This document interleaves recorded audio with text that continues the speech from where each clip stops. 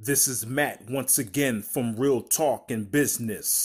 Now, what I want to get into right quick is what's called a fault finder. Fault finders, I stay away from them. I totally eliminate them out my life. And I suggest you do the same if you want to keep your sanity, because they'll drive you crazy. What a fault finder is, it's a person who habitually complains or habitually finds fault, complains or objects, especially, now this is the key right here, especially in a petty way. It doesn't matter if you got your whole house remade over from top to bottom. Let's say, for example, you could have got your kitchen, your bathroom redone, new cabinets, new flooring. You got the carpet ripped out of there. You got a whole new driveway. You put a new roof on your house, maybe a metal roof. You got your bedrooms redone, a total makeover. You got a finished basement. And a fault finder will come over to your house and say, you know what, I don't like that paint you put in there. I wouldn't have gotten that paint there. See, this is a fault finder. They're very petty, very petty. I mean, are you serious? Are you really serious? After the whole house was redone, the whole house was redone from top to bottom. That's the only thing you can think of was the color of paint that you didn't like. These type of people have a very pessimistic attitude in life. You don't want to be around people who have a very pessimistic attitude in life and in their own life, because they'll find problems with anything. No matter how positive something is, it'll be that one thing that they'll point out that's negative. A fault finder. Stay away from fault finders. You see, you want to be around people who uplift you, who encourage you, not bring you down with their issues, bring you down with their own mental issues and mishaps and drama and negativity and chaos and mental distress and depression.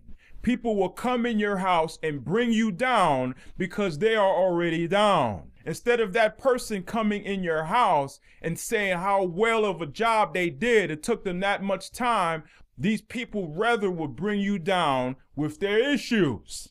It doesn't matter what color of paint that they didn't like. That's not their house, that's your house.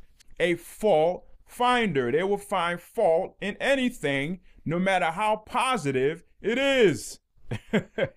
Stay away from them. Stay clear from them. You don't need friends that bad. You see, that's why it's very crucial as an individual to take time in yourself and invest in your mindset.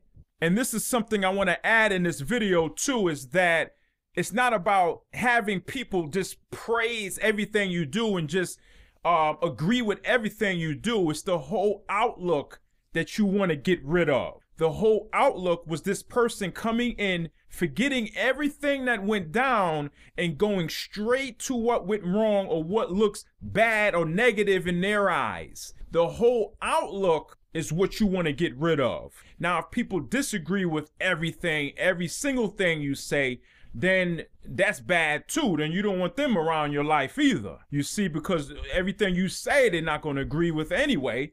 So both of you best to not even be around each other. But what I'm saying here is that the whole outlook is toxic. The whole outlook is very petty. You know, people have this very petty attitude. The petty attitude is what I'm speaking of. The whole pessimistic attitude is what I'm speaking about in this video. You could bring that person over, have them look at your house that you redone over that took them maybe 3 months to do, and they'll point out that petty thing about the paint that they didn't like, and then afterwards they'll say, but good job anyway.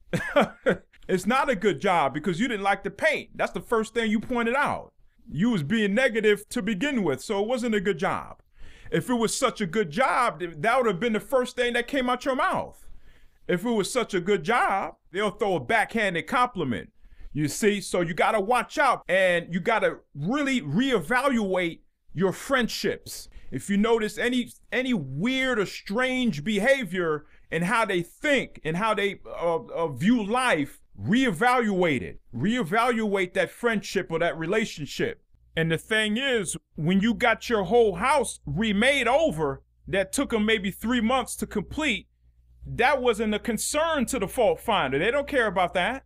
The fault finder doesn't care how much time you invest in something. They don't care how positive something is. They don't care how much time it took for you to map out your ideas and your dreams. That's the last thing they're thinking about.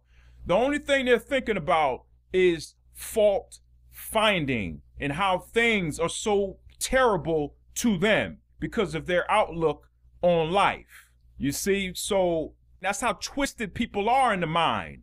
The only thing you can come up with after the whole house was redone from top to bottom, that took them 3 months to complete, the only thing you can come up with was how you didn't like the paint.